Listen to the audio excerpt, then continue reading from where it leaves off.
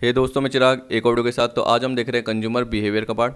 इसमें दो अप्रोच होगी, एक तो कार्डिनल और एक होगी ऑर्डिनल। कार्डिनल को हम यूटिलिटी एनालिसिस नाम से भी बोल सकते हैं और ऑर्डिनल को हम इंडिफरेंस कर्व एनालिसिस नाम से बोल सकते हैं। देखिए हम क्या करेंगे, यूटिलिटी एनालिसिस का जो पार्ट है उसको दो वीडियो में कवर करेंगे। फिर उसके बाद देखेंगे कि इंडिफरेंस कर्व एक ही वीडियो में हो जाता है या दो वीडियो में, वो तो बात की बात है।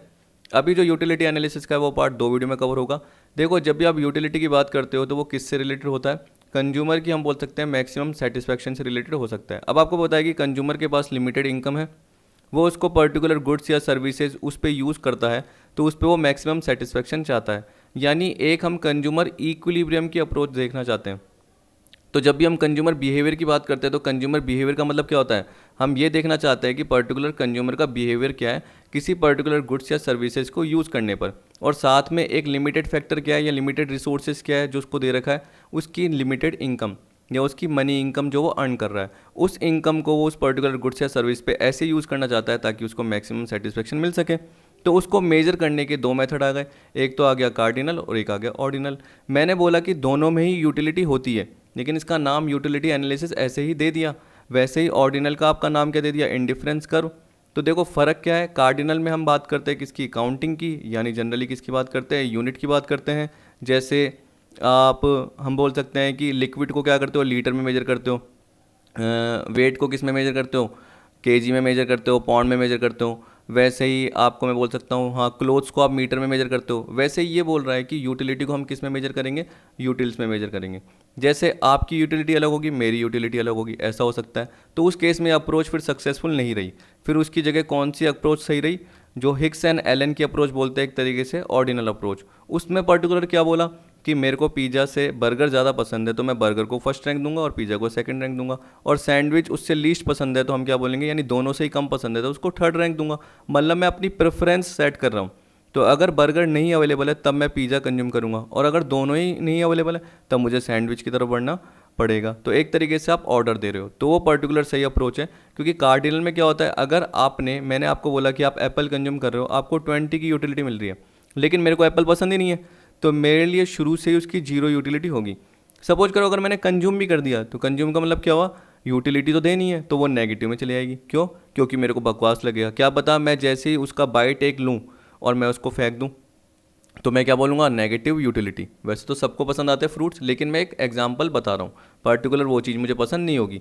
अगर हम बोलेंगे कि कोई बेनिफिट वाली चीज़ नहीं भी है, यानी कहने का मतलब नेगेटिव चीज़ भी है जो हेल्थ को ख़राब करती है, वो भी उस पर्सन को यूटिलिटी देगी जो उसको कंज्यूम करता है। जैसे सिगरेट, लिकर, वो जनरली जो भी कंज्यूम करेगा उसके लिए, यानी जो भी अल्कोहलिक पर्सन है वो अगर लिकर कंज्यूम करेगा तो उसके लिए वो यूटिलिटी देगी, लेकिन हमारे लिए तो नहीं देगी क्योंकि हम कंज्यूम करते ही नहीं है। इस तरीके से पार्ट हम देखेंगे। तो यहाँ पे हम देखेंगे यूटिलिटी की मीनिंग का पार्ट, डेफिनेशन, मीनिंग, फीचर्स देखेंगे, relationship between TU and MU देखेंगे।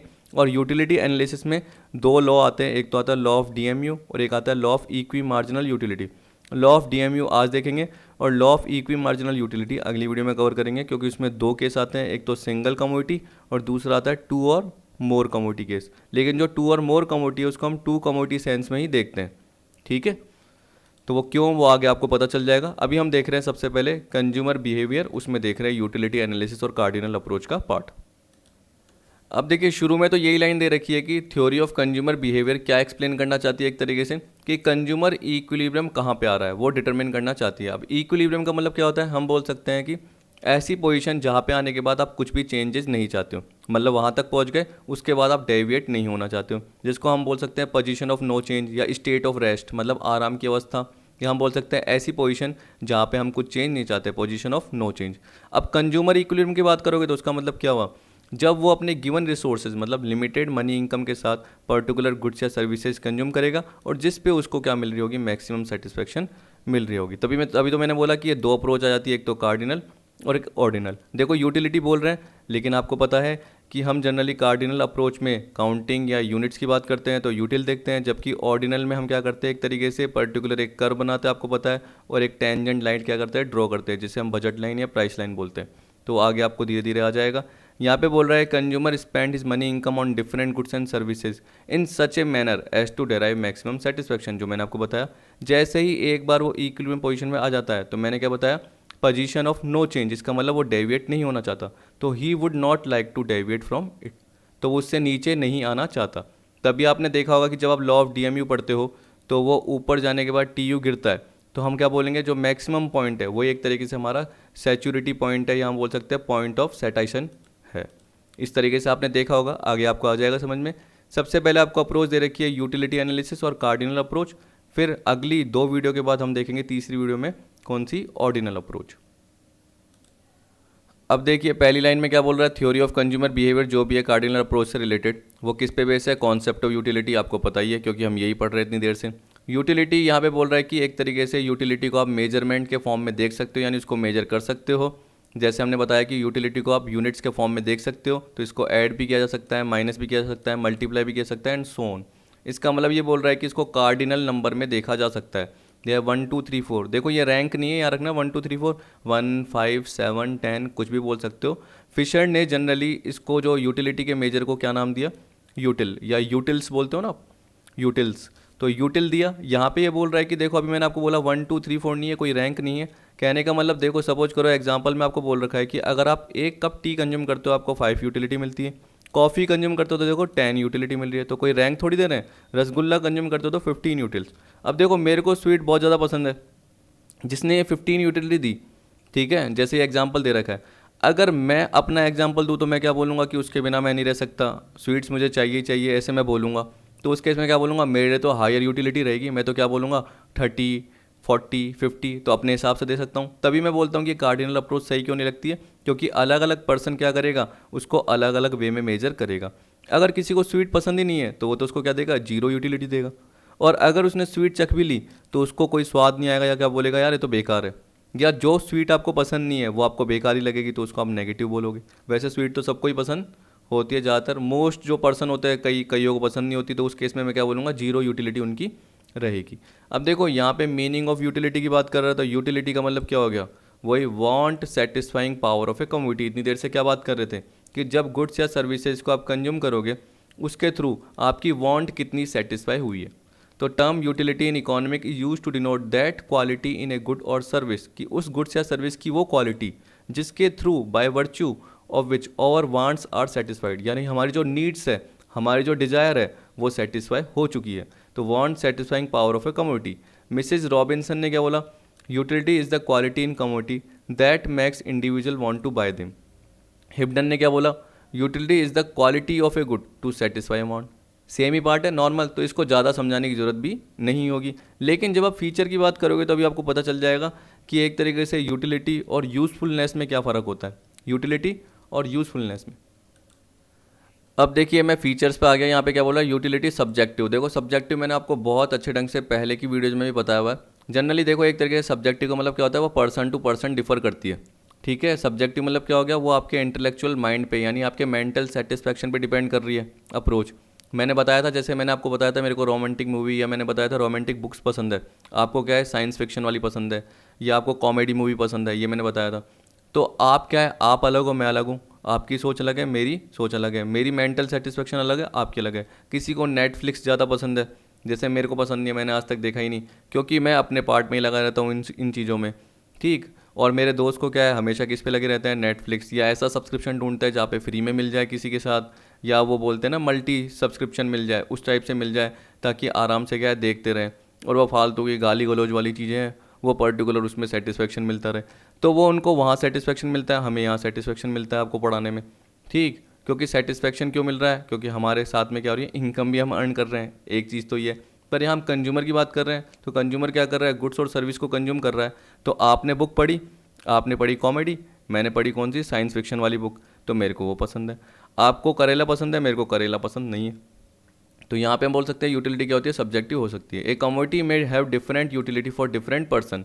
Cigarette has utility for a smoker, जो चैन स्मोकर होगा या जो नॉर्मल स्मोकर होगा उसके लिए सिगरेट की एक यूटिलिटी होगी, लेकिन जो पर्सन स्मोक करता ही नहीं है उसके लिए कोई भी यूटिलिटी नहीं रहेगी, ऊपर हमने बता ही दिया। तो इसलिए ये सब्जेक्टिव होती है, यानी एक पर्सन के मेंटल सेटिस्फैक्शन पे डिपेंड करती है, इंटेलेक्चुअल माइंड बोल सकते हैं उस पर डिपेंड करती है।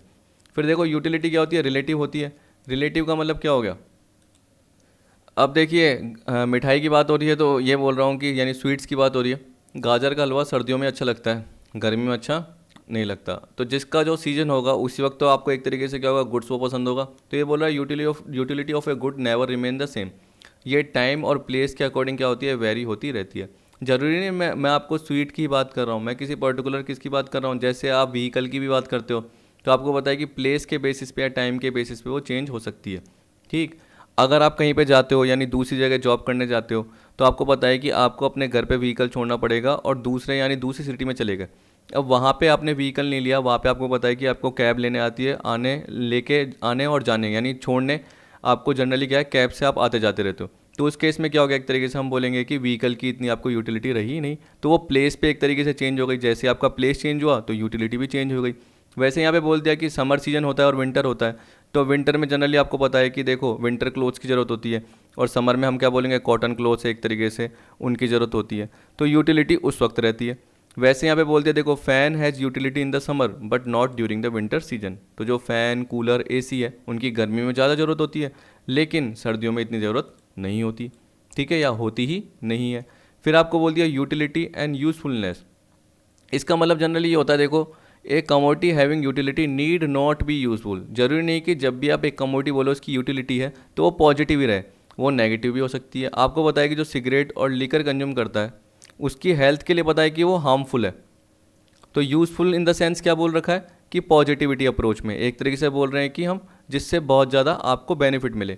लेकिन यहाँ पे तो एक तरीके से आपकी हेल्थ को नुकसान हो रहा है, लेकिन तब भी उस पर्सन के लिए क्या होगी, वो यूटिलिटी देगी ही देगी, क्योंकि जो इसका एडिक्ट है सिगरेट और लिकर का वो तो इसको कंज्यूम करेगा ही करेगा और तभी जाके उसकी वांट सेटिस्फाई होगी, तो उसके लिए एक तरीके से वो नेगेटिव यूटिलिटी हो गई। तो ये बोल रहा है कि यूटिलिटी जरूरी नहीं है कि यूज़फुल हो, वो नुकसान वाली भी हो सकती है, लेकिन फिर भी लोग क्या करते हैं, कंज्यूम करते हैं। वैसे ही जो ऊपर पार्ट दे रखा है उसी के सेंस में मोरलिटी का पार्ट भी दे रखा है। ठीक है, कि यूटिलिटी मोरलिटी से एक तरीके से अलग होती है। अब देखिए यहाँ पे एग्जांपल भी दे रखा है, जैसे बोल रखा है लिकर का यूज़ या ओपियम। ओपियम मतलब क्या होता है, अफीम होता है। क्या होता है, अफीम। इसके अलावा चरस, गांजा, स्मैक कुछ भी बोल सकते हो, पर ओपियम मतलब क्या होता है, अफीम। तो ये बोला लिकर या अफीम जो भी यूज़ करता है, आपको पता है कि वो एक तरीके से मॉरल पॉइंट ऑफ व्यू से सही नहीं है, लेकिन जो भी ये मादक पदार्थ मतलब इंटॉक्सिकेंट्स यूज़ करता है वो उनकी वांट को सेटिस्फाई करते हैं। जैसे ड्रिंक कार्ड को मतलब वो क्या बोलते हैं, शराबी को। ओपियमीटर मतलब क्या हो गया, जो अफीम का सेवन करता है। तो वो जितने भी ये मादक पदार्थ यानी जितने भी ये लिकर ओपियम का सेवन करेगा तो उस केस में उनकी यूटिलिटी क्या होगी, मैक्सिमम ही होगी, क्योंकि उनको ये अच्छा लगता है। ठीक है, और जबकि हमें यह पसंद नहीं है तो हमारे लिए क्या होगी, एक तरीके से जीरो ही होगी। और हम कंज्यूम कर रहे हैं, हमने थूक दिया, ठीक है, हमने फेंक दिया, तो हम क्या बोलेंगे, नेगेटिव है। अच्छा लग गया तो उस केस में क्या होगा, सेटिस्फेक्शन और बढ़ती जाएगी और लोगों को ये एक तरीके से हैबिचुअल फिर होता जाता है। पर्टिकुलर ये बोल रखा है। और याद रखना एक और चीज़ मैंने यहाँ पे लिखा नहीं है, यूटिलिटी एंड सेटिस्फेक्शन भी अलग होता है। ठीक है, यूटिलिटी हमेशा याद रखना क्या होती है, कमोडिटी के कंजम्पशन से पहले होती है, क्योंकि हम यूटिलिटी को मेजर कर रहे हैं। तो हम क्या बोल रहे हैं, एक एप्पल कंज्यूम कर रहे हैं तो 20 की यूटिलिटी, सेकंड एप्पल कंज्यूम कर रहे हैं तो हमारे को कितनी मिली, 15 की, मतलब टोटल मिला के 35 मिली यूटिलिटी। फिर थर्ड कर रहे हैं तो हमें 10 मिली, तो 35 + 10 45 की 3 यूनिट कंज्यूम करने पे 45। तो वो हमने क्या बोला, एक एग्जाम्पल सेट किया। तो यूटिलिटी क्या है, एक तरीके से कंजम्पशन से पहले, जबकि सेटिस्फेक्शन क्या होता है, कमोडिटी को कंज्यूम करने के बाद मिलती है। यूटिलिटी एक तरीके से हम बोल सकते हैं एक्सपेक्टेड, क्योंकि हम क्या कर रहे हैं, इसको मेजर कर रहे हैं। तो हम यूटिलिटी एक्सपेक्टेशन सोच रहे हैं कि अगर इस पर्सन को हम हर दिन एक चाय दें, दूसरे दिन 2 चाय दें, तीसरे दिन 3 चाय दें यानी टी, तो पहले दिन पहली टी कंज्यूम करी, दूसरे दिन 2, तीसरे दिन 3, तो क्या होगा। तो हम पहले से ही सोच रहे हैं और उसको किस में मेजर कर रहे हैं, यूटिल्स में, जबकि सेटिस्फेक्शन को आप मेजर नहीं कर सकते, ये बोल रहा है। तो यूटिलिटी एक तरीके से एक्सपेक्टेड हो गई और सेटिस्फेक्शन क्या हो गया, जो रियलाइज़ है, एक्चुअल में आपने रियलाइज़ किया है। तो ये भी एक तरीके से अलग अलग अप्रोच हो सकती है। अब आपको कॉन्सेप्ट ऑफ यूटिलिटी दे रखा है। आपको पता है कि शुरू में जो आपने कमोडिटी कंज्यूम करी फर्स्ट, उस पर जो आपको यूटिलिटी मिली उसे हम क्या बोलेंगे, इनिशियल। जैसे आपको बोल दिया कि पहले पीस ब्रेड का पहला पीस कंज्यूम करने पर जो यूटिलिटी मिली उसे हम क्या बोलेंगे, इनिशियल। ये हमेशा क्या रहती है, पॉजिटिव ही रहती है। दस initial utility is the utility obtain from the consumption of the first unit of commodity. तो ये कॉन्सेप्ट की बात कर रहा है। तो कॉन्सेप्ट में देखो क्या आ गया, पहला इनिशियल, दूसरा टोटल। टोटल आपको पता है क्या होती है, जैसे मैंने आपको बोल दिया कि फर्स्ट यूनिट कंज्यूम करने पर कितने की मिली, 20 की यूटिलिटी मिली। ठीक है, सेकेंड यूनिट कंज्यूम करने पर मेरे को कितने की मिली, 10 की यूटिलिटी मिली। थर्ड पे कितने की मिली, 5। अब देखो मैं आपको अलग अलग बता रहा हूँ कि एक कंज्यूम करने पर 20, फिर एडिशनल एक कंज्यूम करने पर 10। मैं ये नहीं बोल रहा कि मैंने 2, मैं क्या बोल रहा हूँ कि एक कंज्यूम करने पर 20, एडिशनल एक और कंज्यूम करने पर 10, फिर एडिशनल एक और कंज्यूम करने पर 5। तो ये हमारी एक तरीके से क्या हो गई, MU हो गई, मार्जिनल यूटिलिटी, कि 0 से अगर मैं 1 की तरफ बढ़ा तो मेरी जो यूटिलिटी मिली वो कितनी मिली, 20 मिली। फिर मैं 1 से 2 की तरफ बढ़ा तो मुझे 10 मिली, 2 से 3 की तरफ तो 5। जब मैं एम यू का टोटल करूँगा 20 + 10 + 5 तो क्या होगा हमारा 35।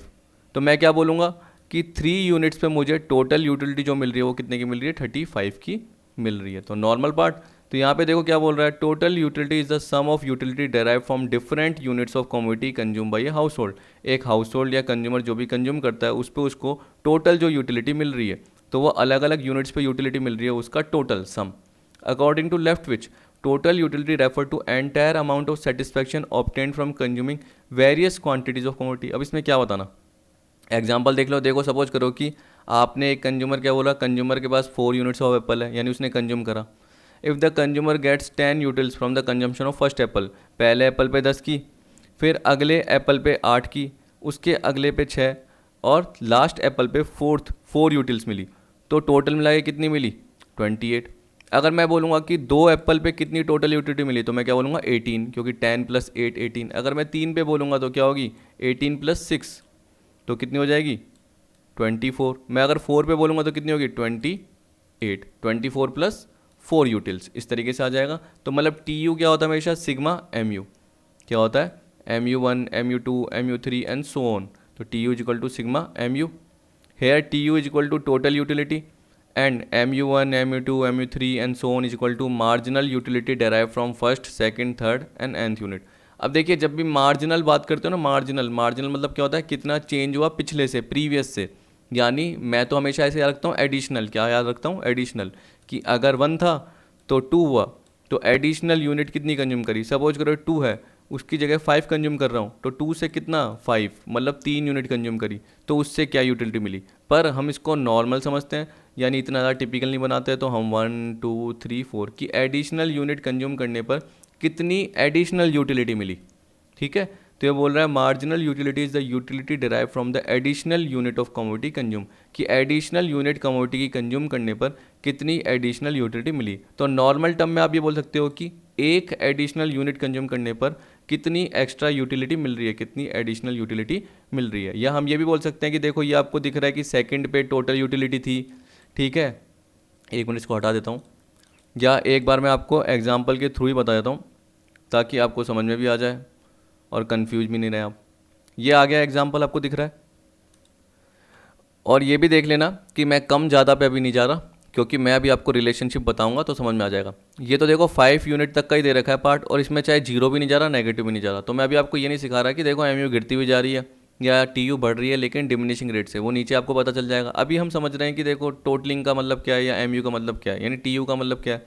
तो देखो 1 पे 100, 2 पे कितने 190, तो ये TU दे रखा है ना, तो इसका मतलब क्या हुआ 1 पे आपको 100 MU मिल रही है, ठीक है, यानी 0 से 1 कंज्यूम करने पर आपको एक्स्ट्रा कितनी मिली 100। फिर 1 से 2 कंज्यूम करने पर आपको कितनी मिली 90। तो फॉर्मूला क्या हो गया TUN माइनस TUN-1। ये n-1 का मतलब क्या हुआ पिछली। तो आपको पता है कि अगर आपने 2 यूनिट कंज्यूम करी यानी सेकंड यूनिट कंज्यूम करी तो उससे पहले क्या फर्स्ट यूनिट, अगर आपने थर्ड यूनिट कंज्यूम करी तो उससे पहले क्या 1। तो आपको पता है कि टोटल यूटिलिटी थर्ड यूनिट पे कितनी है 270, और टोटल यूटिलिटी थर्ड से पहले क्या आता है 2, तो 2 पे कितनी है 190। तो 270 और 190 का डिफरेंस क्या आ जाएगा, मार्जिनल यूटिलिटी आ जाएगा 80 थर्ड यूनिट पे, ऐसे। तो आप ये देखिए कि फॉर्मूला क्या आ जाएगा MU-nth मतलब TUN माइनस TUN-1। nth मतलब क्या हो गया, जैसे मैंने बोला कि मुझे थर्ड यूनिट का देखना है, तो MU third is equal to TU third minus TU3-1 मतलब TU2। तो 3 से 2 लेस कर दिया, 270 से 190। अगर मैं फोर्थ का बोलूँगा तो देखो 340 से 270 लेस कर दिया, ये आ गया। लेकिन जब भी कभी आपको अगर एग्जाम्पल बनाना है तो मार्जिनल यूटिलिटी गिराते जाओ।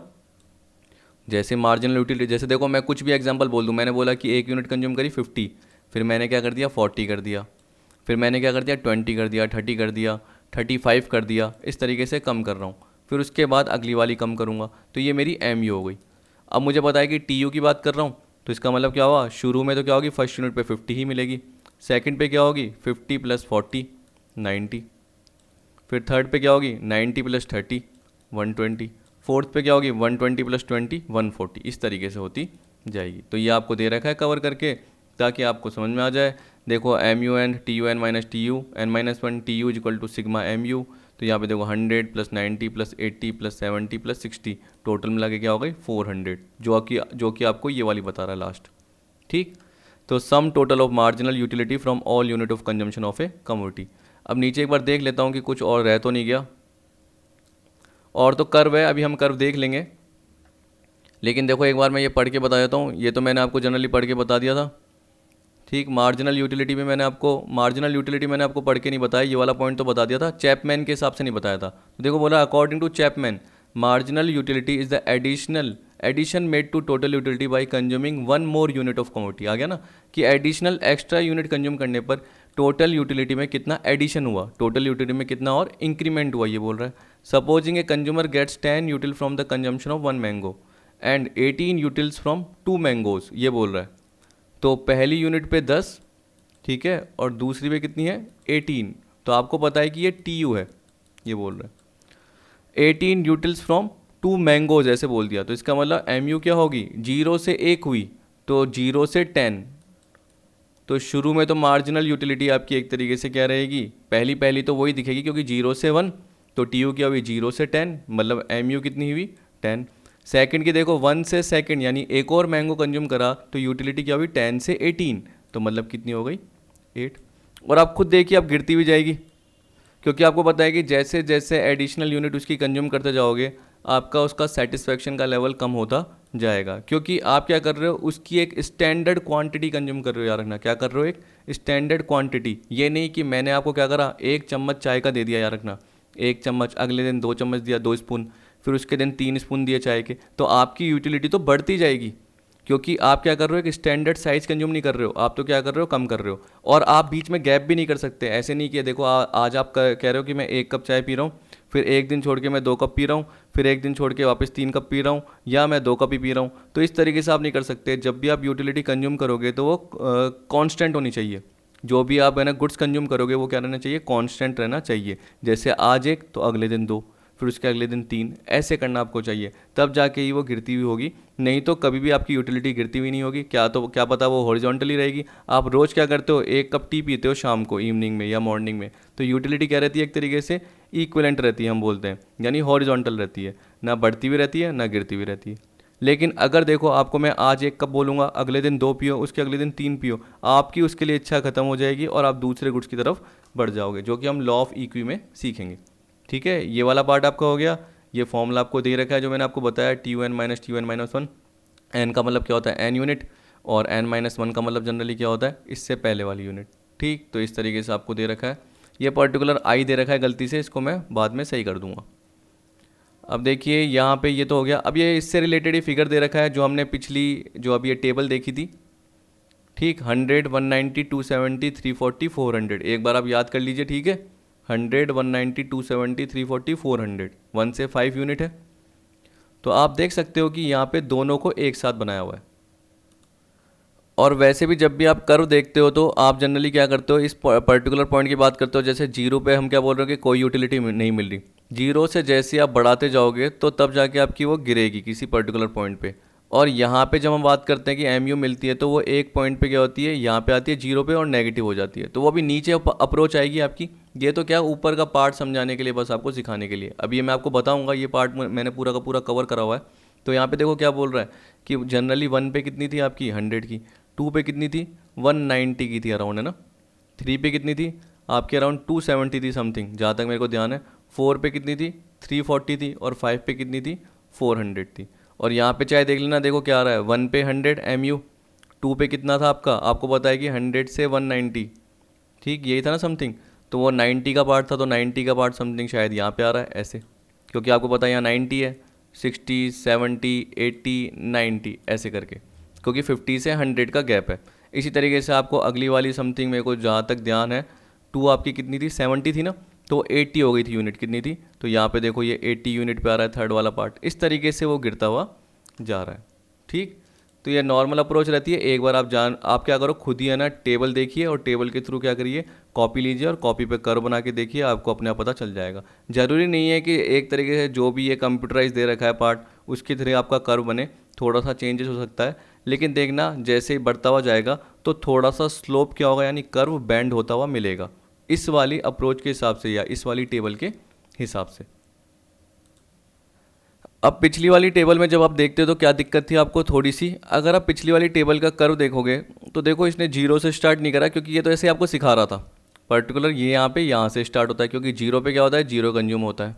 एम यू यहीं से स्टार्ट होगी, क्योंकि आपको पता है कि एम यू का मतलब क्या हो गया, additional utility, additional unit consume करने पर। तो आप जीरो से एक की तरफ बढ़े हो, तब जाके आपको क्या मिली है, हम बोल सकते हैं जीरो पे जीरो यूटिलिटी थी टोटल, और 1 पे आपको कितनी मिली, 100 मिली। तो 0 से 100, इसलिए पहली मार्जिनल यूटिलिटी किसके बराबर होगी, टोटल यूटिलिटी के बराबर होगी, सीधी सी बात है। इसलिए पॉइंट आपको क्या मिलेंगे, दोनों जुड़ते हुए मिलेंगे। तो यहाँ पे यही बोल रखा है, जब आपको रिलेशनशिप की बात कर रहा है और पर्टिकुलर मैंने ये एग्जांपल कवर कर रखा है, तो आपको पता चल जाएगा कि जनरली 4 रिलेशनशिप होते हैं, वैसे 3 ही बोल सकते हो पर 4 होते हैं, पर इसमें मैंने 5 पॉइंट कवर कर रखे हैं ताकि आपको कोई दिक्कत ना हो। तो देखो 0 पे 0, 1 पे 8, 2 पे 14। तो कभी भी ये बनाने का तरीका नहीं होता। अगर मैं किसी को समझाता हूँ, यानी जो मेरे 12th के स्टूडेंट ही होते हैं इकोनॉमिक्स के, तो जब भी मैं उन्हें समझाता हूँ तो मैं क्या बोलता हूँ, एमयू के हिसाब से सोचो, क्योंकि एमयू के अकॉर्डिंग सोचोगे तो अपने आप आपकी टीयू बन जाएगी, फिर आपको कभी भी दिक्कत नहीं होगी। क्योंकि क्या होता है, ये तो आप पढ़ रहे हो क्योंकि आपको सामने टेबल दिख रही है, ठीक है, टी यू बना हुआ है, और एम यू क्या करना है, एक तरीके से कम करना है, क्योंकि आपको पता है कि टी यू बना हुआ है, तो 0 से 8, 8 दिख गया, 8 to 14, 6 दिख गया। लेकिन आप सोचो कि आपको किसी को नया एग्जाम्पल सिखाना है, तो आप क्या करोगे, आप पर्टिकुलर एम यू कुछ भी ले लोगे। जैसे मैंने एम यू क्या ले ली, 20 ले ली 1 पे, 0 पे तो क्या होगी आपकी 0 ही होगी, लेकिन 1 पे मैंने 20 ले ली, 2 पे मैंने कितनी ले ली, अब मुझे पता है कि वो गिरेगी, तो मैं 20 नहीं ले सकता, 25 नहीं ले सकता, तो मैं 15 ले लूँगा ऐसे। फिर मैं एक तरीके से अपनी टेबल को छोटा करना चाहता हूँ, इतनी सारी क्वांटिटी नहीं करना चाहता, तो मैं 3 पे 5 कर दूंगा, थोड़ा ज़्यादा गिरा दूंगा, ठीक है, ताकि मेरा एग्जाम्पल जल्दी कवर हो जाए। 4 पे मैं 0 कर दूंगा कि पहले 20 मिली, जैसे ही एडिशनल यूनिट कंज्यूम करी 15 की यूनिट मिली, जैसे ही एडिशनल करी 5 मिली, एडिशनल करी 0 मिली, और जैसे ही एडिशनल एक और करूँगा, 5th यूनिट जैसे ही कंज्यूम करूँगा एडिशनल एक और, तो वो नेगेटिव हो जाएगी, -4, ठीक है, -3, -2 ऐसे कर दूंगा। तो ऐसे आप आराम से बना सकते हो। फिर 20 आपको पता है टी यू, फिर 20 + 15 35, 35 + 5 40, 40 + 0 40, इस तरीके से आपका बना हुआ है। तो यही आपको दे रखा है इस वाले पर्टिकुलर पार्ट में। तो 0 पे आपको दे रखा है MU 0 डैश, 1 पे देखो कितना 8। अब देखिए इसने क्या करा कि 2 के हिसाब से गिराता गया, नॉर्मल एग्जाम्पल बना लिया। तो आप कुछ भी एग्जाम्पल सोचिए, जैसे मैंने सोचा वैसे ये भी पर्टिकुलर बना हुआ है, तो आप सोच सकते हो। देखो 8 से 6, 6 से 4, 4 से 2, 2 से 0 और -2, ठीक है। तो आप देख सकते हो 8, 14 तो आपको बढ़ती हुई दिख रही है बढ़ती हुई, 8, 14, 18, 20, 20। अब ये गिरती हुई जा रही है, यहाँ पे रुक गई, उसके बाद गिर रही है। तो अब अप्रोच देखिए क्या है इसका मतलब। अब देखिए जैसे जैसे हम एडिशनल यूनिट कंज्यूम करते जा रहे हैं, तो मार्जिनल यूटिलिटी जो आपको एडिशनल यूनिट से डिराइव हुई है, हर सक्सेसिव यूनिट से, यानी हर एक्स्ट्रा यूनिट से जो आपको मार्जिनल यूटिलिटी डिराइव हुई है, वो डिमिनिश होती जा रही है, ठीक है, गिरती जा रही है। तो आपको पता है पॉजिटिव, लेकिन गिरती जा रही है। और उसके बाद आप क्या बोलोगे, 0 भी हो सकती है, नेगेटिव भी हो सकती है। तो एक लाइन तो ये हो गई नॉर्मल। फिर दूसरा पर्टिकुलर पॉइंट आप ये बोल सकते हो कि TU आपकी बढ़ रही है, लेकिन किस रेट से, डिमिनिशिंग रेट से। TU increases but at A diminishing rate. Diminishing rate कैसे पता चला, क्योंकि MU गिर रही है। तो आपको पता है कि 8, 14, 18 बढ़ रही है, लेकिन क्या हो रही है, डिमिनिशिंग रेट से। यहाँ पे बोल रखा है कि जब तक as long as MU is positive, याद रखना, as long as MU is positive, positive यहाँ तक है ना, तो TU एक तरीके से क्या होगा, इंक्रीज होगी। जब तक MU पॉजिटिव है, TU क्या होगी आपकी, इंक्रीज होगी। 8 से 14, 14 से 18, 18 से 20, 20 यहाँ तक आ गया। जैसे ही MU 0 हो जाती है, ठीक, तो TU क्या होगी आपकी, मैक्सिमम क्या होगी। तो कौन सा पॉइंट मैक्सिमम हो गया, जहाँ पे हमारी MU 0 है, तो TU क्या होगा, हमारा मैक्सिमम पॉइंट होगा, जिसे हम बोलते हैं सैटाइटी पॉइंट या सैचुरेशन पॉइंट, पॉइंट ऑफ सैटाइटी या सैचुरेशन पॉइंट, कि ये हमारा मैक्सिमम सेटिस्फैक्शन का पॉइंट है, ठीक है। और जहाँ मार्जिनल यूटिलिटी नेगेटिव हो गई, जहाँ मार्जिनल यूटिलिटी नेगेटिव हो गई, तो TU भी गिरना चालू कर देगी। अगर मैं 7th यूनिट बोलता, तो मैं यहाँ जानबूझ के देखो -2 के बाद और थोड़ा गिराता, तो मैं -3 भी बोल सकता था, -4 बोलता। मान लो -4 बोलूँगा, तो 18 से 4 गए, तो कितने बचेंगे, 14। मतलब टोटल यूटिलिटी कितनी मिली है, 14। तो ये गिरती हुई जा रही है। 20 से 18 हुई, 18 से 14 हुई। तो आप खुद भी क्या कर सकते हो, एक्स्ट्रा जोड़ सकते हो पार्ट। तो आपको क्या पता चला, मार्जिनल यूटिलिटी जो है वो नीचे जा सकती है, यानी वो जीरो के बाद भी नेगेटिव हो सकती है। तो यहाँ पे देखो आपको क्या है, 5 पर्टिकुलर पॉइंट कवर कर रखे हैं जो कि मैंने पर्टिकुलर आपको बताया।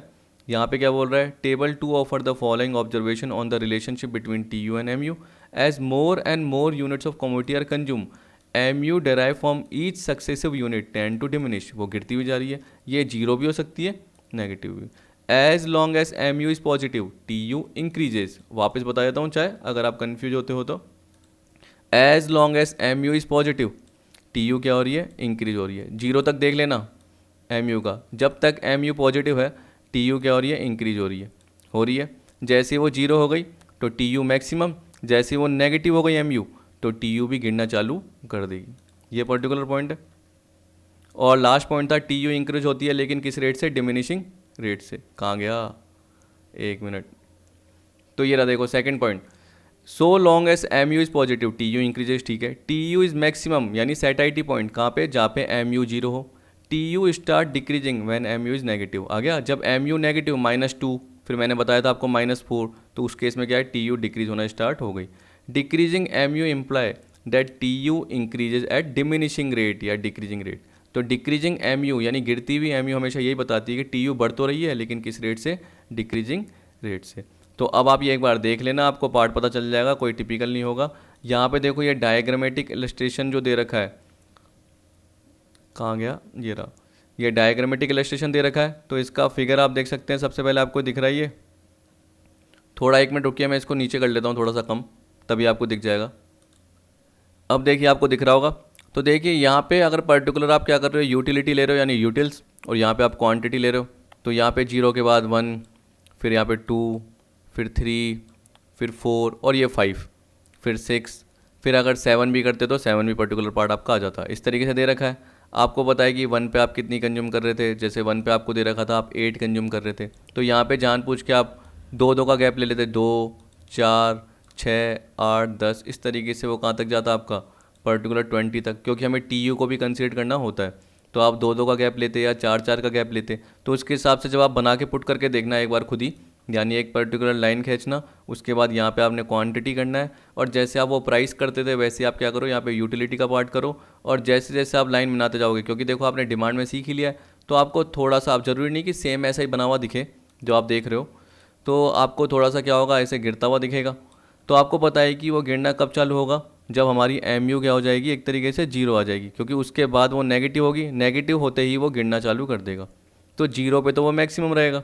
तो हमें पता है कि अगर मैं पर्टिकुलर आपको एम यू को इसी पॉइंट में बना देता, यानी यहाँ पे टी यू दे रखा है ना, टी यू के साथ एम यू भी बनाने लग जाता, यानी यहाँ पे मैं एम यू भी साथ में पुट कर देता, तो इस पॉइंट से मेरा कहीं ना कहीं स्टार्ट होता। क्योंकि आपको पता है कि एडिशनल 1 यहाँ से क्यों स्टार्ट होता है, ओरिजिन से, क्योंकि जीरो पे जीरो, टी यू जीरो पे जीरो, जैसे ही 0 से 1 करा तो हमने क्या बोल दिया, एक तरीके से टोटल यूटिलिटी बढ़ी, मतलब एम यू भी चालू हो गई। तो देखो एम यू चालू हो गई, फिर वो कहीं ना कहीं मिलेगी इस पॉइंट पे। जैसे ही आप उसको मिलाओगे एक स्ट्रेट लाइन खींचेगी, वो स्ट्रेट लाइन जो बता रही है वो क्या बता रही है कि यहाँ पे टी यू मैक्सिमम है, जहाँ पे एम यू क्या है आपका जीरो है। तो देखो एम यू क्या है, जीरो, और टी यू क्या है, मैक्सिमम। इसे हम क्या बोलते हैं, पॉइंट ऑफ सैचुरेशन। तो ये आपको जो पॉइंट दिख रहा है मैक्सिमम टोटल यूटिलिटी, इसे हम बोलेंगे पॉइंट ऑफ सैचुरेशन या पॉइंट ऑफ सेटाइटी। जहाँ पे एम यू जीरो हो या जहाँ पे आप क्या बोल सकते हो टी यू मैक्सिमम हो, उसे हम क्या बोलेंगे, पॉइंट ऑफ सेटाइटी। ठीक है, समझ में आ गया। तो एक बार पर्टिकुलर ये पॉइंट आप देख लेना, खुद बना के देख लेना, आपको समझ में आ जाएगा। यहाँ पे मार्जिनल का आप अलग से बना के देख लो, या इसी में बना के देखोगे तो भी आपको समझ में आ जाएगा। फिर आप ये डायग्रामेटिक इलस्ट्रेशन का जो पार्ट है जो मैंने अभी कवर कराया है, उससे ऊपर मैंने जो टेबल कवर कराई उससे रिलेटेड रिलेशन देख सकते हो। देखो क्या बोल रहा है, T U continues to rise so long as M U is positive. आपको मैंने बताया जब तक एम यू पॉजिटिव है तो जो टी यू का पार्ट अपन देख रहे थे वो भी क्या है, बढ़ता हुआ ही जा रहा था, लेकिन किस रेट से, डिमिनिशिंग। लेकिन ये कहाँ तक हुआ था, 5th यूनिट तक हुआ था। ये बोल रहा है it happen up to 5th unit of consumption. इसने बोला T U is maximum when M U is equal to zero, तो वो कहाँ था, 5th यूनिट तक की। T U start declining when M U is negative. जब एम यू क्या था अपना, टी यू स्टार्ट डिक्लाइनिंग, यानी छठी यूनिट से एम यू नेगेटिव हो गया तो टी यू भी डिक्लाइन होने लग गया। It happens after 5th unit, मतलब छठी यूनिट से, 6th यूनिट से। Decreasing M U implies that T U is increasing at a decreasing rate. Decreasing M U ये बताता है कि एम यू अगर गिरता जा रहा है 8, 6, 4 ये होता जा रहा है, तो इसका मतलब क्या है कि टी यू जो आपका है टोटलिंग आ रहा है वो भी एक तरीके से बढ़ तो रहा है लेकिन डिमिनिशिंग रेट से या डिक्रीजिंग रेट से। ठीक है, तो ये पर्टिकुलर अपना सारा पार्ट कवर हो गया। ये देखो नीचे जो रिलेशनशिप है यहाँ भी कवर कर रखा है, क्योंकि ये पर्टिकुलर मैंने क्या करा, एक पिक था उसका स्क्रीनशॉट पूरा लिया ताकि आपको समझ में आ जाए, क्योंकि अगर मैं कोई एग्जांपल पुट करके बनाता तो फिर मुझे पर्टिकुलर पूरे पॉइंट लिखने पड़ते, इसलिए मैंने क्या करा कि मुझे लगा कि ये सारा पॉइंट ही सही है, तो ये आपको हमेशा याद रहेंगे, इसलिए मैंने कवर कर लिए। तो देखो ये मैंने आपको बताया था, ये मैंने आपको बताया था, ये मैंने आपको बताया था कि जब MU क्या है नेगेटिव हो तब TU क्या होती है, डिक्लाइन होना चालू हो जाती है। और डिक्रीजिंग MU क्या बताती है कि TU बढ़ तो रहा है लेकिन किस रेट से, डिमिनिशिंग रेट से। तो वही पॉइंट यहाँ पे भी दे रखे हैं और कुछ नहीं है, सारे के सारे वही है जो मैंने ऊपर कवर करा रखे हैं। तो आपको एक बार ही देखने हैं, बार बार नहीं देखने, चाहे ऊपर देखिए पॉइंट चाहे कैसे भी देखिए। अब आपको देखो रिलेशनशिप बोल रखा है, ये भी आपको पता है क्या होता है। ठीक, अभी अभी मैंने बताया था कि देखिए मैंने क्या बोला कि अभी मैंने बताया था positive, zero, negative. MU positive कब रहता है, आपको पता है कि जब तक TU एक तरीके से बढ़ रहा है तब तक MU पॉजिटिव है। जहाँ पे TU रुक जाएगा, यानी कहने का मतलब जहाँ पे टोटल यूटिलिटी में चेंज नहीं होगा, MU क्या होगा, जीरो। तो जब तक आपका TU बढ़ रहा है तब तक हम क्या बोलेंगे, MU भी पॉजिटिव है। तो देखो अब इसने उल्टा बोल दिया एक तरीके से, जैसा आप क्या बोल रहे थे पहले MU के हिसाब से TU बता रहे थे, तो यहाँ पे हमने जानबूझ के पॉजिटिव मार्जिनल यूटिलिटी को समझाने के लिए क्या बोला कि जब तक TU बढ़ रहा है MU पॉजिटिव है। TU जहाँ रुक जाता है MU क्या हो जाएगा, जीरो। यही अपना कौन सा पॉइंट है, सेटाइटी, जहाँ पे मार्जिनल यूटिलिटी क्या है, जीरो, वहाँ पे हमें मैक्सिमम टोटल यूटिलिटी मिलती है। ये हो गया। तो आपको पता है कि फोर्थ यूनिट पे भी उतनी ही टोटल यूटिलिटी थी और फिफ्थ पे ही उतनी, यानी 20 की ही टोटल यूटिलिटी थी। उसके बाद -2 हो गई थी, इसका मतलब नेगेटिव। तो यहाँ पे क्या बोल रहा है, जैसे ही टोटल यूटिलिटी 18 हो गई, यानी 20 से 18 हो गई थी, मतलब -2, तो इसका मतलब मार्जिनल यूटिलिटी क्या हो गई, नेगेटिव, -2। ठीक, तो टोटल यूटिलिटी गिनने से मार्जिनल यूटिलिटी नेगेटिव हो जाती है। तो आपने उसका उल्टा पार्ट बोल दिया, बस वही हो गया। अब लॉ ऑफ यूटिलिटी एनालिसिस का पार्ट आपका है, तो मैंने क्या बोला कि अभी हम क्या देख लेते हैं, डिमिनिशिंग, क्योंकि इसी से रिलेटेड है, फिर मुझे फालतू में वापस से बताना पड़ेगा पार्ट, इसलिए हम डिमिनिशिंग का पार्ट कवर कर लेते हैं। फिर हम करेंगे law of equi marginal utility, जिसमें हम सिंगल कमोडिटी केस बोलते हैं। अब देखो सिंगल कमोडिटी केस में भी आप MU बोलते हो, तो MU इसी से लेना देना है। तो याद रखना कि law of diminishing marginal utility आपने कर लिया, तो लॉ ऑफ इक्वी का सिंगल कमोडिटी केस आपको सिंपल लगने लग जाएगा। लेकिन उसमें बस क्या बताऊंगा, MU जो बताऊंगा वो इन टर्म ऑफ मनी बताऊंगा। क्या बताऊंगा, इन टर्म ऑफ मनी। आपको आज पता नहीं चलेगा, लेकिन अगली वीडियो में आपको समझ में आ जाएगा। अब देखिए मैं ऊपर कर लेता हूँ इसको, यहाँ पे क्या बोल रहा है, देखिए क्या बोल रहा है, utility analysis consist of 2 important laws, law of diminishing marginal utility, law of equi marginal utility. वो पढ़ लिया लॉ ऑफ डिमिनिशिंग का पार्ट, आपने ऊपर TU MU का रिलेशनशिप देखा, तो आपको पता है कि TU बढ़ रही है, लेकिन किस रेट से, डिमिनिशिंग रेट से। ठीक, तो यहाँ पे लॉ ऑफ डिमिनिशिंग में यही बोलेगा कि एडिशनल यूनिट जैसे ही कंज्यूम करोगे तो हर सक्सेसिव यूनिट पे, यानी हर एक्स्ट्रा यूनिट पे मार्जिनल यूटिलिटी जो आपको मिलेगी वो डिक्रीजिंग होती हुई मिलेगी। उसी हम क्या बोलेंगे, लॉ ऑफ DMU। सारा पार्ट यही दे रखा है। अब मैंने जानबूझ के कवर कर रखा है ताकि डेफिनेशन ये थोड़ी कवर हो जाए, कि कभी एग्जाम में आ जाए तो आपको पता चल जाए कि इसने दी थी इसलिए। और फिर आपको law of equi marginal utility, जो कि मैंने बताया कि अगली वीडियो में आपको समझ में आ जाएगा। तो अभी हम देख रहे हैं लॉ ऑफ डिमिनिशिंग। देखो क्या बोल रहा है कि ये किससे रिलेटेड है, ये एक इंपॉर्टेंट लॉ है। This law is related to the satisfaction of human wants. और इसमें मैंने ये बताया याद रखना कि एक होता है राह दिखाने वाला, तो उसने आपको राह दिखा दिया, मतलब आपको बता दिया कि ये पाथ है। ठीक, उस पाथ पे आपको चलना है, तो आगे जो भी क्या आएंगी, प्रॉब्लम्स आएगी, हर्डल आएगी, वो आपको ही देखना पड़ेगा। तो यहाँ पे ये बोल सकते हैं कि जो लॉ ऑफ DMU है ना, वो किसने दिया था, H.H. गोसेन ने, गोसेन्स फर्स्ट लॉ। तो वो बस बता के चले गया, ऐसे ही बोल रहा हूँ नॉर्मल अप्रोच से, कि वो बता के चले गया, उसने थोड़ा सा समझा दिया और वो चले गया। इसलिए इसको जनरली क्या बोलते हैं, फंडामेंटल लॉ ऑफ सेटिस्फैक्शन बोलते हैं, क्योंकि ये कंज्यूमर के सेटिस्फैक्शन की बात कर रहे हैं, या उसकी एक तरीके से साइकोलॉजी की बात कर रहे हैं कि नहीं यार ये यूनिट अच्छी है, ये यूनिट अच्छी है। तो उसके एक तरीके से किसके ऊपर बेसिस है, सब्जेक्टिव अप्रोच के बेसिस पे। लेकिन गोसेन फर्स्ट लॉ बता के चले गया, लेकिन जो एक्सप्लेन किया, एक्सपांड किया, वो किसने करा, अल्फ्रेड मार्शल ने। इसलिए जनरली कार्डिनल अप्रोच के पार्ट में जब भी हम देखते हैं या लॉ ऑफ DMU देखते हैं तो मार्शल का नाम याद आता है। लेकिन हमेशा याद रखना कि this law is also known as Gossen's first law, क्योंकि सबसे पहले उसी ने बताया था। All of us experience this law in our daily life. एक तरीके से किससे रिलेटेड है, ह्यूमन वांट्स की सेटिस्फैक्शन आपको पता है। अगर ये बोल रहा है कि अगर आप एक शर्ट का सेट खरीदते हैं या शर्ट खरीदते हैं, फिर मान लीजिए कि कुछ ओकेज़न आ गया, फिर आपने शर्ट खरीद ली, फिर आपने एक और शर्ट खरीद ली, तो आपने क्या करा, जैसे जैसे शर्ट बढ़ाते गए तो आपकी एक तरीके से उसके लिए जो मार्जिनल यूटिलिटी है ना, वो डिक्रीज होती जाएगी ईच सक्सेसिव शर्ट के साथ, क्योंकि आप पहन पहन के क्या हो गए, परेशान हो गए। तो आप क्या करोगे, आप टी शर्ट की तरफ बढ़ोगे, या किसी और पर्टिकुलर हम बोल सकते हैं क्लोथ की तरफ बढ़ोगे जो इनसे अलग हो। ट्रेडिशनल किसी क्लोथ की तरफ बढ़ोगे कि हर पार्टीज में हम क्या करते हैं, शर्ट पहनते हैं, अच्छा नहीं लगता, तो हमें क्या करना पड़ेगा, अब 3 पीस सूट या ब्लेजर सिलवा देना चाहिए, ठीक है, स्टिच करवा देना चाहिए। या हमें उसकी जगह ट्रेडिशनल कोई भी क्लोथ है, जैसे दीपावली आ रही है तो दीपावली में हमें उस पर्टिकुलर टाइप के जो भी कुर्ता पाजामा है वो पहन लेना चाहिए। तो इस तरीके से पर्सन सोच रहा है। देखिए अब कुछ एक्सेप्शन भी होते हैं, जैसे हमारे पास में कोई रहता है वो पर्टिकुलर क्या करता है, white shirt, white T shirt और वाइट पैंट ही पहनता है हमेशा हर दिन। तो एक्सेप्शन की बात छोड़िए, यहाँ पे हम नॉर्मल बात कर रहे हैं कि हम एक तरीके से क्या होता है, परेशान हो जाते हैं वही चीज़ कंज्यूम करते करते। तो हम बोल सकते हैं हमारे को सेटिस्फेक्शन मिलता जाता है, तो हमारे लिए उसकी यूटिलिटी क्या होती जाती है, कम होती जाती है। तो ये बोला it is the reality of man's life which is refer to in economic as law of DMU। इस लॉ को गोसेंस का फर्स्ट लॉ भी बोलते हैं और फंडामेंटल लॉ ऑफ सेटिस्फेक्शन या फंडामेंटल साइकोलॉजिकल लॉ भी बोलते हैं। अब आपने मीनिंग अभी तक नहीं देखी तो डेफिनेशन के थ्रू आप समझ जाओगे। ये बोला चैपमैन ने, क्या बोला, the more we have of a thing the less we want additional increment of it. ये बोला है जितनी ज़्यादा हमारे पास उस चीज़ को, हमारे पास वो गुड्स पड़ा रहता है, तो उसका जो एडिशनल इंक्रीमेंट होता रहता है हम उसको कम चाहते हैं। धीरे धीरे करके क्या करते हैं, हम उसको कम करते रहते हैं, ये बोल रहा है। या ऐसा बोल लो कि एक तरीके से उसके लिए डिज़ायर हमें क्या होती है, कम होती जाती है। जैसे जैसे डिज़ायर कम होती जाती है तो हम चाहते हैं कि यार ये और नहीं रहे। या बोल रहा है और the more we want not to have additional increment of it, यानी हम चाहते हैं कि और इसका एडिशनल इंक्रीमेंट नहीं हो, बस यहीं तक रुक जाए। तो एक पर्टिकुलर पॉइंट तक आप रुक जाओगे, जो कि एक तरीके से क्या होगा, मैक्सिमम पॉइंट होगा, जिसे हम सेटाइटी पॉइंट बोल सकते हैं। Marshall, the additional benefit which a person derive from a given stock of a thing diminishes with every increase in the stock that he already has. अब देखो आपको पता है कि अगर आपके पास 2 शर्ट थी और मैं बोल सकता हूँ कि 40 की यूटिलिटी मिल रही थी, आपने एक और शर्ट परचेज कर ली, तो देखो 2 पे टोटल यूटिलिटी 40 थी। मान लो 1 पे उस वक्त आपकी कितनी थी, मैं बोल सकता हूँ कि कितनी थी, 25 की थी। तो 25 से आपकी 40 हुई, यानी 15 एक तरीके से।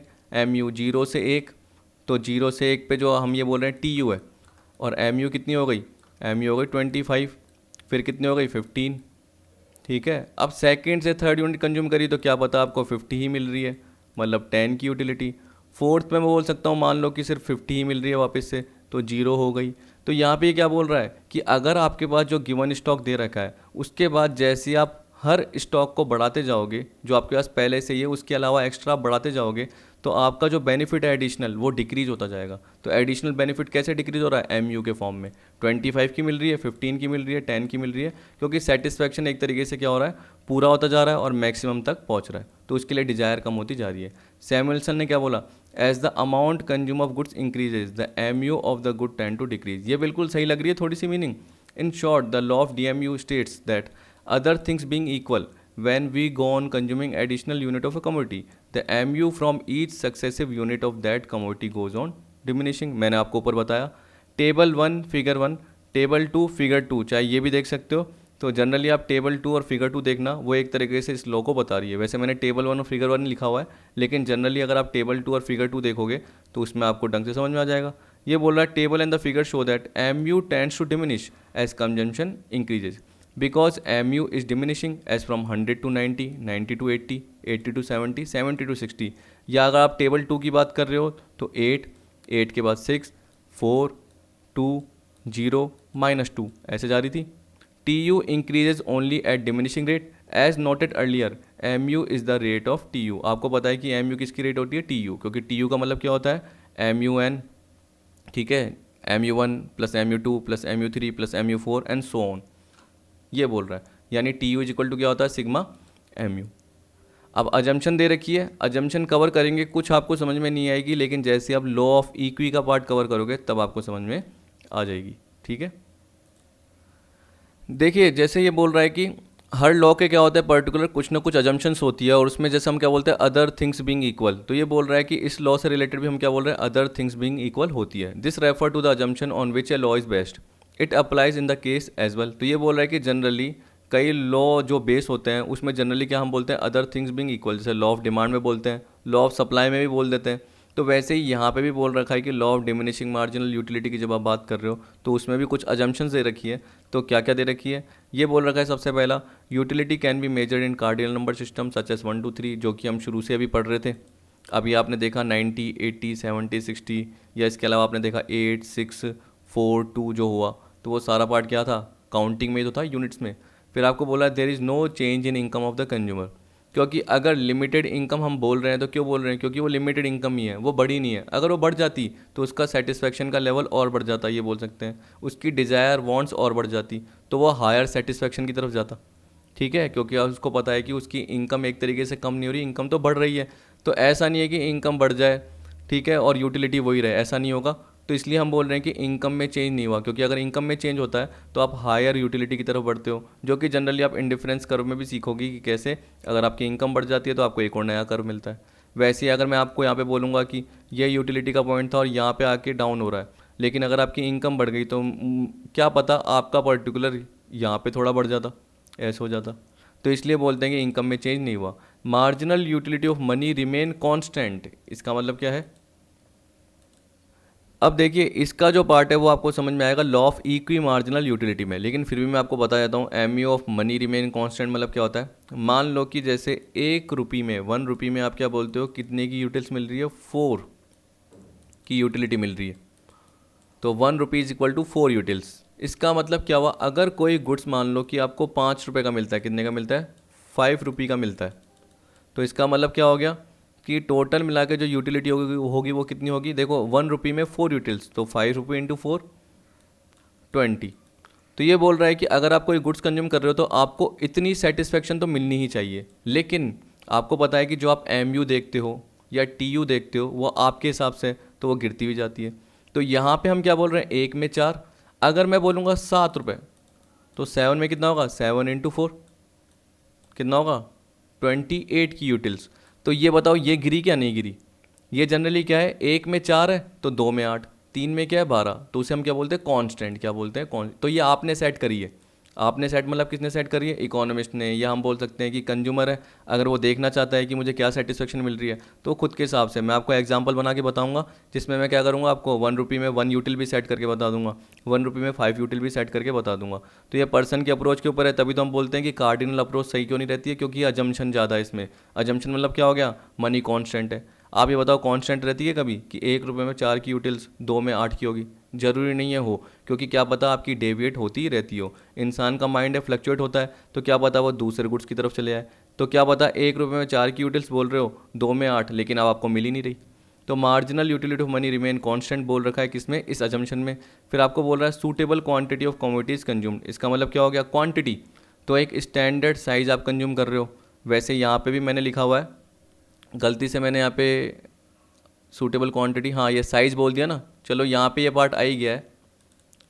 जैसे मैं आपको बोल रहा हूँ कि सूटेबल क्वांटिटी मतलब क्या हो गया, यहाँ पे साइज़ के बेसिस पे बोल सकते हो। जैसे वही मैंने आपको बताया था कि अगर मैं आपको 1 टीस्पून यानी 1 चम्मच अगर आपको क्या कर रहा हूँ, टी का कंज्यूम करा रहा हूँ या मिल्क दे रहा हूँ, फिर अगले दिन क्या कर रहा हूँ, 2 टीस्पून दे रहा हूँ, 2 चम्मच दे रहा हूँ, फिर उसके अगले दिन 3 चम्मच दे रहा हूँ, फिर उसके अगले दिन 4 चम्मच दे रहा हूँ, तो आपकी इच्छा कम नहीं होगी, आपका सेटिस्फेक्शन लेवल कम नहीं होगा आपका, बल्कि क्या होगा, सेटिस्फेक्शन नहीं यानी यूटिलिटी कम नहीं होगी, डिजायर कम नहीं होगा, बल्कि वो तो बढ़ता ही जाएगा। तो उस केस में हम क्या बोलेंगे, मार्जिनल यूटिलिटी डिमिनिश नहीं होगी, वो एक तरीके से बढ़ती हुई जाएगी। तो ये बोल रहा है कि एक स्टैंडर्ड साइज़ आपको लेनी चाहिए, एक स्टैंडर्ड आपको क्या लेनी चाहिए, क्वांटिटी लेनी चाहिए। जैसे हम बोलेंगे 1 कप ऑफ टी, न कि 1 स्पून ऑफ टी। तो हम 1 कप ऑफ टी की बात कर रहे हैं, न कि 1 स्पून ऑफ टी। तो 1 कप, फिर अगले दिन 2 कप, फिर उसके अगले दिन 3 कप, इस तरीके से। फिर आपको बोल रहा है देयर इज़ कंटिन्यूस कंजम्पशन, तो अभी मैंने क्या बोला, अगले दिन 2, उसके अगले दिन 3। मैं ये नहीं बोल रहा कि अल्टरनेट डे पे कि एक दिन 1 कप पिया फिर अगले दिन छोड़ दिया, फिर उसके अगले दिन 2 कप पिए, तो आपकी इच्छा तो ऐसे ही बढ़ जाएगी। क्यों? क्योंकि आपको पता है इसको आप कंटिन्यूसली कंजम्पशन नहीं कर रहे हो। आप मैरिज में जाते हो, शादी में, तो जनरली आपको पता है कि आपको स्वीट दिखते हैं, लेकिन उससे पहले ही आप बहुत चीज़ें कंज्यूम कर चुके होते हो, पता नहीं क्या क्या। जैसे बोलते हैं कि नाश्ता नॉर्मल, ऐसे बोलते हैं शादी में कि पहले नाश्ता कर लेते हैं फिर क्या कर लेंगे, डिनर कर लेंगे, ऐसे बोलते हैं नॉर्मल। तो सबसे पहले आप वो सारे क्या होते हैं, शुरू के आइटम्स होते हैं, उस पर टूट पड़ते हो। फिर आपकी क्या होती है, डिनर की इच्छा नहीं होती, चलो थोड़ा कंज्यूम करते हो, लास्ट में स्वीट आता है तो इसकी इच्छा एक तरीके से न के बराबर हो जाती है या जरा सा ही कंज्यूम करते हो। लेकिन अगर वो घर पे आता है कभी कभी, तो पूरा हम क्या करते हैं, उसको कंज्यूम कर लेते हैं। तो यहाँ पे हमें पता है कि हम उसको कंटिन्यूसली कंज्यूम नहीं कर रहे हैं, इसलिए हमारी उसके लिए यूटिलिटी क्या रहेगी, हायर ही रहेगी। लेकिन जिसको आप कंटिन्यूसली कंज्यूम कर रहे हो तो वो यूटिलिटी डिक्रीज होती जाएगी ही जाएगी। फिर आपको बोल रहा है marginal utility of every commodities independent, इसका मतलब क्या हुआ, क्योंकि देखो आप क्या कर रहे हो, लॉ ऑफ डीएमयू की बात कर रहे हो, किसकी बात कर रहे हो, law of DMU diminishing marginal utility, तो आप सिंगल गुड्स की बात कर रहे हो। तो ये बोल रहा है कि अगर आप एक पर्टिकुलर गुड कंज्यूम कर रहे हो तो उसी को आप रेगुलर कंज्यूम कर रहे हो, तो आप दूसरे गुड की तरफ अभी नहीं बढ़ रहे हो, आप उसी पर्टिकुलर गुड्स को कंज्यूम कर रहे हो। तो ये बोला मार्जिनल यूटिलिटी हर कमोडिटी की इंडिपेंडेंट होगी। तो मान लो कि आप क्या कर रहे हो, एप्पल भी कंज्यूम कर रहे हो और क्या कर रहे हो, दूसरा कोई गुड्स है जैसे राइस भी कंज्यूम कर रहे हो, तो इसकी मार्जिनल यूटिलिटी अलग होगी और इसकी अलग होगी। तो ये एक दूसरे से क्या बोल रहा है, इंडिपेंडेंट है, क्योंकि आप लॉ ऑफ DMU पढ़ रहे हो। जब आप लॉ ऑफ इक्वी पढ़ोगे तो वो गोसेन का सेकंड लॉ होगा। क्या होगा, गोसेन का second law. Law of equi marginal utility याद रखना, गोसेन सेकंड लॉ है। फर्स्ट लॉ क्या है, लॉ ऑफ डिमिनिशिंग, और सेकंड लॉ क्या है, law of equi marginal utility. तो उसको बोलते हैं गोसेन्स सेकंड लॉ। तो उस वक्त हम क्या देखेंगे, दो कमोडिटी है उससे ज़्यादा पार्ट होगा, तो हम अपनी इनकम को कैसे यूज़ करेंगे और कैसे दोनों पर्टिकुलर गुड्स पे एक तरीके से सेटिस्फेक्शन पाने की कोशिश करेंगे। लेकिन यहाँ पे क्या बोल दिया, दोनों की यूटिलिटी अलग अलग है, एक दूसरे से कोई लेना देना नहीं है, इंडिपेंडेंट है। फिर आपको बोल दिया every unit of commodity being used is of same quality and size, जो मैंने आपको बताया कि एक कप ऑफ टी ना कि स्पून। और क्वालिटी का मतलब क्या हुआ, मान लो मैंने आपको एक एप्पल दिया, ठीक है, याद रख लेना, जैसे मैंने आपको एक एप्पल दिया, फिर उसके अगले दिन मैंने आपको दो एप्पल दिए ना, वो छोटे छोटे दे दिए। अब वो पिछले एप्पल के ही वेट में थे, तो आपकी यूटिलिटी कम नहीं हुई, उतनी ही रही, ये बोल सकता हूँ। ठीक है, या मैंने एक तरीके से आपको कह दिया जो दो एप्पल दिए ना, वो पिछले एप्पल से आधे ही थे, चाहे दो एप्पल साइज़ में थे लेकिन क्या थे, छोटे थे बहुत। तो उस केस में क्या हो गया, एक तरीके से आपने कंज्यूम करे और आपको पता चला कि यार ये तो साइज़ में एक तरीके से क्या है, वैसे ही लग रहे हैं, तो आपकी यूटिलिटी नॉर्मल ही रहेगी, सेम ही रहेगी, यूटिलिटी कोई डाउन नहीं होगी। तो इसका मतलब ये बोल रहा है साइज़ भी सेम होनी चाहिए। क्वालिटी का मतलब क्या हुआ, एक दिन एप्पल दे दिया, अगले दिन आपको मैंने सड़ा हुआ दे दिया एप्पल, तो वैसे ही आप क्या करोगे, खाओगे और उसको फेंक दोगे, या आपको दिखेगा कि वो ख़राब है, तो आपकी उसकी यूटिलिटी वैसे ही क्या रहेगी, नेगेटिव रहेगी। तो शुरू में ही नेगेटिव हो गई, जबकि हम तो क्या बोल रहे हैं, डिक्रीज होनी चाहिए, तो आपने शुरू में ही क्या कर दी, नेगेटिव कर दी। तो ऐसा पार्ट नहीं होना चाहिए, तो क्वालिटी साइज में होना चाहिए। मान लो एक कप चाय पी रहे हो, अगले दिन आपको क्या कर दिया, आपने हाफ कप पी लिया, तो ऐसे थोड़ी होगा, आपको पता है कि आपको दो कप लेने हैं, जबकि आपने क्या कर दिया, उस एक कप का भी हाफ कर दिया, और आपने बोला कि मैंने दो बार पी ली चाय, ऐसे नहीं है, आपने हाफ हाफ कप किया, तो इसका मतलब क्या, आपने एक कप ही पिया है। तो उस केस में हम क्या बोलेंगे, बढ़ाते जाओ ग्रेजुअली, और एक स्टैंडर्ड कप होना चाहिए, स्टैंडर्ड साइज होना चाहिए। अगर हम टी के कप की बात कर रहे हैं या किसी भी और पर्टिकुलर गुड्स की बात कर रहे हैं तो वो स्टैंडर्ड होनी चाहिए। फिर इसी तरीके से आपको बताया कि मैंने बोला कि देखो हर कमोडिटी इंडिपेंडेंट है, तो आपका जैसे अगर आप एप्पल कंज्यूम कर रहे हो और ऑरेंज कंज्यूम कर रहे हो, तो उस केस में क्या बोल रहे हो, आप एप्पल ही कंज्यूम करते जा रहे हो, ये नहीं कि आपका माइंड ऑरेंज की तरफ शिफ्ट हो जाए। तो आपका टेस्ट इसमें चेंज होना चाहिए, आपके कैरेक्टर में चेंज होना चाहिए, आपका माइंड फ्लक्चुएट नहीं होना चाहिए, आप पर्टिकुलर उसी कम्युनिटी को कंज्यूम करने वाले होने चाहिए। फैशन में चेंज हो गया, तो जैसे हम क्या कर रहे हैं, देखिए गर्ल्स के फैशन में बहुत ज़्यादा चेंज होता है, बॉयज़ में तो क्या एक ही रोना है, शर्ट पैंट और क्या करेंगे। इसके अलावा हम बोल सकते हैं शादी में क्या होगा, क्या सिलवाऊँ, थ्री पीस। गर्ल्स में बहुत ज़्यादा अलग अलग होते हैं, ठीक है, अनारकली सूट आ गया, फ्रिल वाली साड़ी आ गई, ठीक है, इसी तरीके से बहुत सारी अलग अलग चीज़ें आ जाती है। और मुझे पता नहीं है इतना आइडिया, क्योंकि नॉर्मल क्या है, मेरी वाइफ पहनती है तो कभी कभी पता चल जाता है। तो इस तरीके से अलग अलग जब आपको पार्ट पता चला, तो उसमें क्या हो गया, आपको पता चला कि फ़ैशन में अगर आपके चेंजेस हो गया, यानी आपके टेस्ट में चेंज हो गया, कि आपको फैशनेबल अब क्या करना है, ट्रेंड जो भी हो रहा है उसको फॉलो करना है, तो उस केस में क्या होगा, आपकी यूटिलिटी भी क्या होएगी, गिरेगी नहीं, यूटिलिटी दूसरे पार्ट के लिए चली जाएगी, तो उस पर्टिकुलर पार्ट में जाएगी, तो आप इसको कंज्यूम करोगे ही नहीं, या इस पर्टिकुलर क्लोथ को आप यूज़ करोगे ही नहीं, और आप दूसरे क्लोथ को यूज़ करने लग जाओगे। तो आप उसकी तरफ मत जाओ, आप इसी की तरफ रहो। तो आपको पता है कि अगर आप सेम साड़ी बार बार पहनते जाओगे तो उसके लिए यूटिलिटी कम होती जाएगी, या सेम शर्ट पैंट पहनते जाओगे तो आपकी यूटिलिटी डिक्रीज होती जाएगी और आप दूसरे की तरफ बढ़ोगे। जनरली ये होता है, इसलिए हम बोलते हैं मार्जिनल यूटिलिटी गिरती जाती है। और हैबिट, अगर आपकी हैबिट किसी चीज़ के लिए, सिगरेट के लिए हमने बोल दिया जैसे, वही रहेगी, तो उस केस में मार्जिनल यूटिलिटी गिरेगी नहीं, बल्कि क्या रहेगी, एक तरीके से पॉजिटिव रहेगी, बल्कि और बढ़ती जाएगी। आपको किसी ने फ्री में कंज्यूम करने के लिए दी, तो आप क्या करोगे, और ज़्यादा यूज़ करते जाओगे। तो हम बोल रहे हैं कि हैबिट, फैशन, कैरेक्टर, टेस्ट, उसमें चेंज नहीं हुआ। आपकी हैबिट एक पर्टिकुलर गुड्स के लिए जो कंज्यूम कर रहे हो एप्पल, तो उसको ही आप कंज्यूम करते रहो, ये बोल रहा है। There is no change in price of commodity and its substitute. देखो मेन तो यही आ गया, यानी आप टी को कंज्यूम कर रहे हो, तो आपको पता है कि अगर कॉफ़ी की प्राइसेस कम हो गई, तो कहीं ये नहीं कि आप टी की तरफ शिफ्ट हो जाओ, उसकी तरफ, सॉरी, कॉफ़ी की तरफ शिफ्ट हो जाओ।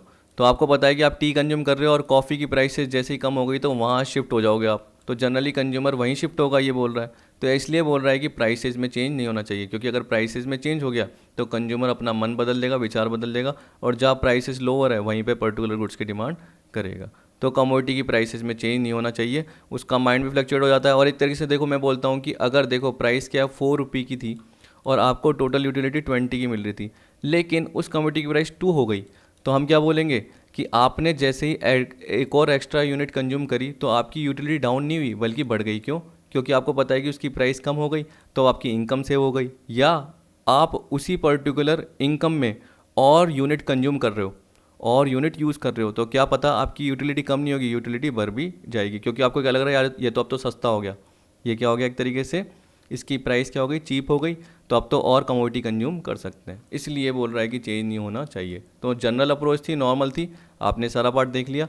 अगले पार्ट में हम देखेंगे कंज्यूमर्स इक्विलिब्रियम। ऊपर मैंने बताया था इक्विलिब्रियम का मतलब क्या होता है और कंज्यूमर इक्विलिब्रियम का मतलब क्या होता है। तो उसी से रिलेटेड हम दो देखेंगे, एक तो देखेंगे हम सिंगल कमोडिटी केस और एक देखेंगे हम two commodity case. Single commodity मतलब क्या होता है, M U X is equal to P X, या एक और होता है M U M is equal to M U upon P X, ऐसे होता है अपना।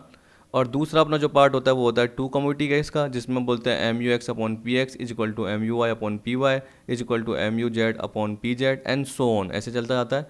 तो जनरली हम क्या है दो कमोडिटी के केस में पढ़ते हैं, उससे ज़्यादा कमोडिटी के केस में नहीं पढ़ते हैं, तो हम यही देखेंगे। ठीक, तो आई होप आज की वीडियो आपको पसंद आई होगी। अगर कुछ भी दिक्कत होती है, क्योंकि देखो टेक्निकल ज़्यादा चीज़ें थी इसमें, तो अगर कुछ भी दिक्कत होती है तो वो ज़रूर पूछना। और बस वीडियो देखने के लिए थैंक यू।